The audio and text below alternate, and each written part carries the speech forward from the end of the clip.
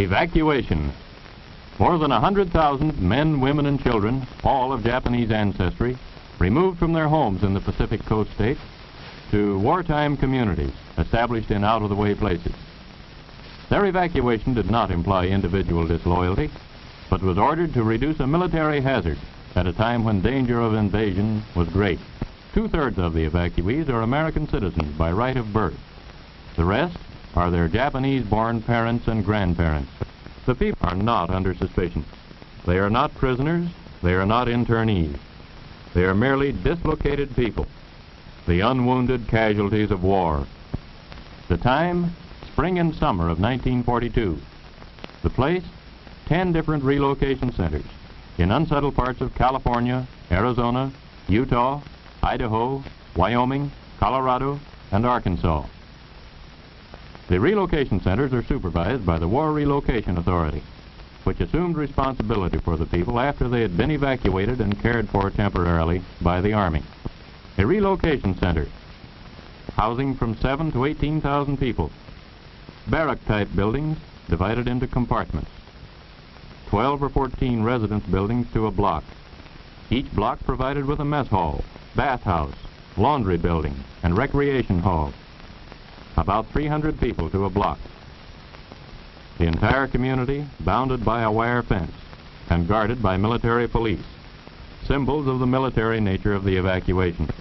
Each family, upon arrival at a relocation center, was assigned to a single-room compartment, about 20 by 25 feet. Barren, unattractive. A stove, a light bulb, cots, mattresses, and blankets. Those were the things provided by the government. The family's own furniture was in storage on the West Coast. Scrap lumber, perhaps some wallboard, and a great deal of energy, curtains, pictures, drapes, depending on the family's own ingenuity and taste, helped to make the place livable. Some families built partitions to provide some privacy. Others took what they received and made the best of it. The 300 or so residents of each block eat in a mess hall, cafeteria style. Rough wooden tables with attached benches. The food is nourishing but simple. A maximum of 45 cents a day per person is allowed for food, and the actual cost is considerably less than this, for an increasing amount of the food is produced at the centers. A combination of Oriental dishes to meet the tastes of the Issei, born in Japan, and of American-type dishes to satisfy the Nisei, born in America. Lands that had never been occupied or farmed were chosen for most of the relocation centers. Most of the land was covered with desert growth, or with timber in the case of the Arkansas centers. It had to be cleared before farming could start. Then it had to be leveled, and irrigation ditches laid out, or rebuilt, in order that the people could produce a part of their own food. Then came the plowing and preparation of the soil and planting. A few of the centers had crops in 1942. In 1943, all of them. About half of the evacuated people were farm folk, skilled producers of vegetables, fruits, and other crops. They had made desert lands productive before, and around the relocation centers they could and did do it again by the application of hard work and water for irrigation. At the two centers in Arkansas, they have introduced Western-type irrigation and succeeded in producing vegetables in the heat of midsummer, when ordinary production methods are not successful. Tomatoes, peppers, cucumbers, corn, melons, and many other crops have been grown on land that a year or 2 years ago was unproductive. Food production is aimed at self-support for the relocation centers. It does not go onto the open market. From the fields, it goes to the center warehouse. From there, it may go to the kitchen, or it may be shipped to other centers. The Arizona centers are most productive in winter. The others produce only in summer or fall, so vegetable crops are exchanged. Besides the workers engaged in farming, it takes many others to handle food in the warehouses, in transportation, in the kitchens. To keep the rolling equipment, trucks, cars, and tractors in operation, it takes mechanics and machinists. Water mains have to be laid and repaired. Roads, sanitation systems, and buildings have to be maintained. At the Arkansas centers, the land is covered with trees, and the clearing process provides lumber for construction and firewood for heating. Those who work are paid. Wages by outside standards are low. $12 a month for beginners, $16 a month for most of the workers, and $19 for professional people such as doctors and others on skilled or difficult work. The workers also receive a small cash allowance for clothing. The money received as wages lets an evacuee buy the things he needs, which are not provided by the government.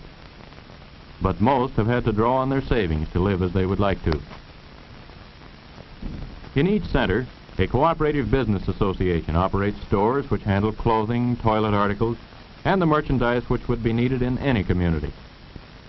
The co-ops also run barber shops, beauty parlors, shoe repair shops, and other services for the community. When the school bell rings, it's a signal for these students at Hart Mountain in Wyoming to change classes. The school curriculum meets the standard of the state where the center is located. Mathematics, American history, geography, the fundamentals of an American education. This is a class in mathematics.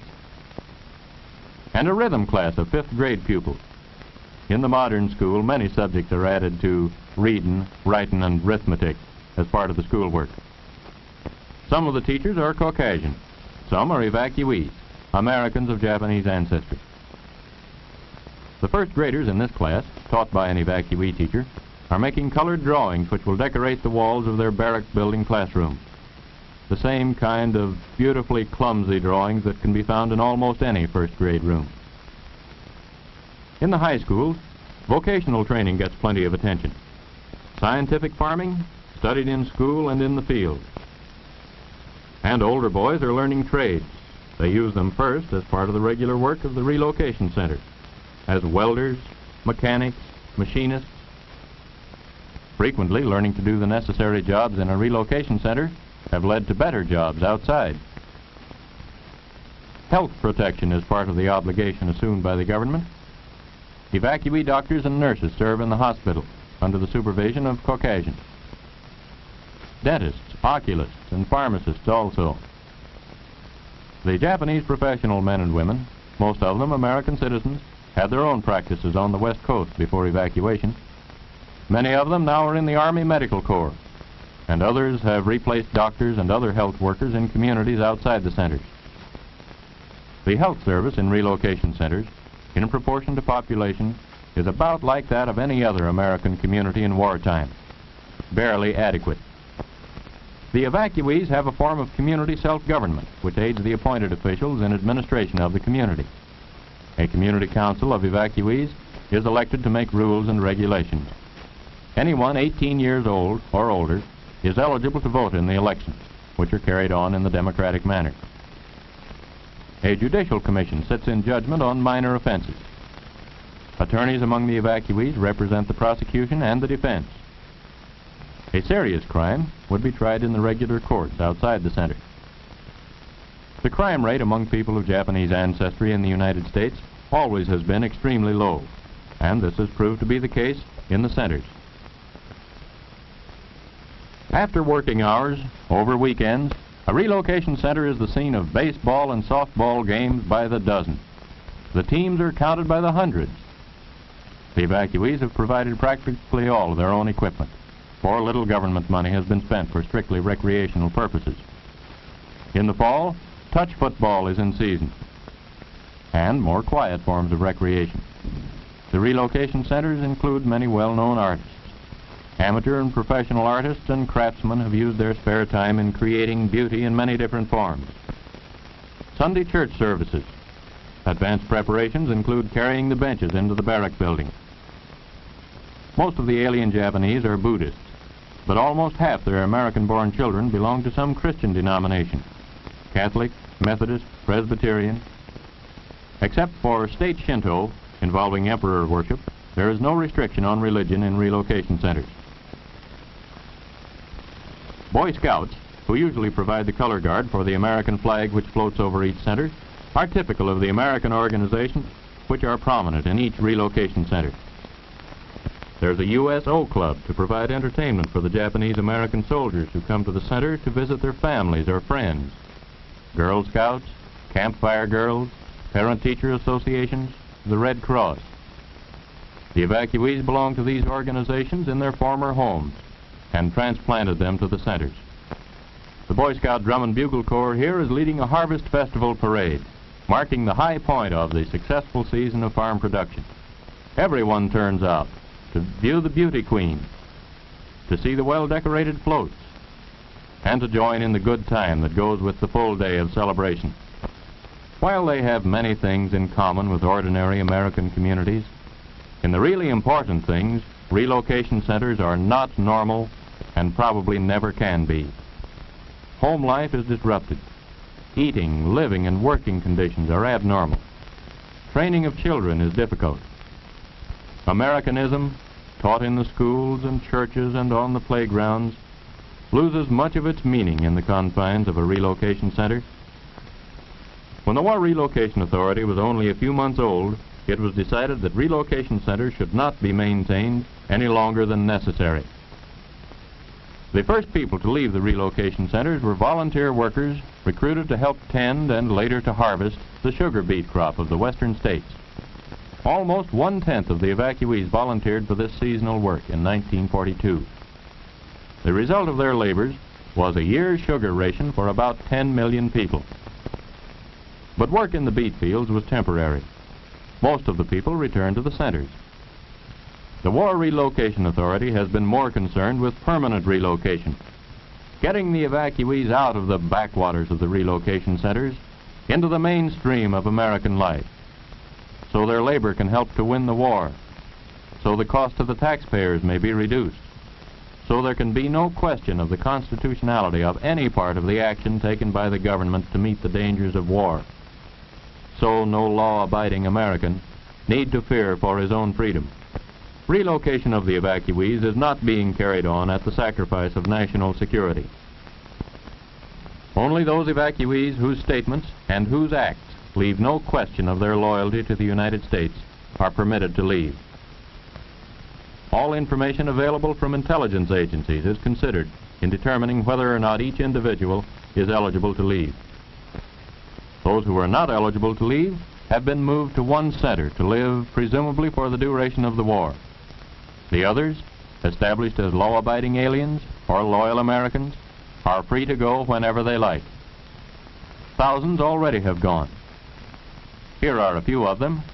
Nobura Aramura is examining corn for insects in a field in Illinois. Kenneth Sugioka used to operate his own orchard in Hollister, California. Machine work was a hobby. Now it's his job.